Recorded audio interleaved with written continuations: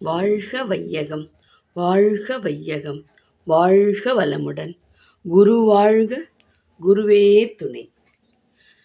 December 7 நாளொரு நற்சிந்தனை. தலைப்பு: அமைதி அடைவோம். இதுவரையும் எல்லாவற்றையும் பார்த்து ரசித்து வாழ்ந்தவன் இப்படி ரசிக்கக்கூடியவனும் எண்ணக்கூடியவனுமான என்னை ஆக்கியவன் யார் என்று தன்னையே திரும்பி பார்க்கின்றான். பாருங்கள், இதுதான் 6வது அறிவு. அறிவையே அறிந்து கொள்ளக்கூடிய அறிவின் உயர்நிலை 6வது அறிவு. கடலில் இருந்த தண்ணீர்தான் மேகமாகி மழையாக பொழிகிறது. அருவியாக ஆறாக ஓடும் தண்ணீர் மீண்டும் எங்கே சென்று சேர்கிறது? கடலில்தானே. குளமாக ஏரியாக அந்த நீரை தேக்கி வைத்தாலும் புடைத்து கொண்டே இருக்கும் அது.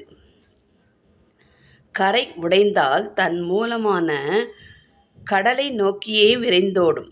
கடலை அடையும் வரை அதற்கு ஓய்வு, அமைதி கிடையாது. இது போன்றே மெய்ப்பொருளே, அதாவது பிரம்மமே அணுவாகி பஞ்சபூதமாகி ஜீவனாகி மனிதனாகி இருக்கிறது. அவையெல்லாமே இடைநிலைதான். இனி மனிதன் 6வது அறிவு மேலோங்க பெற்று அவன் தன்னிலையை தான் பிரம்மம் என்ற நிலையை அடைந்தாக வேண்டும்.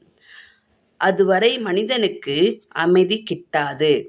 எதை அடைய வேண்டுமோ அதை அடையாதவரை வேறெது கிட்டினாலும் மனம் குறை மனிதன் உள்ளத்தில் தலையெடுத்து கொண்டேதான் இருக்கும். அடைய வேண்டியதை அடைந்து அமைதி பெறுவோம். அருட்தந்தை வாழ்க வளமுடன்.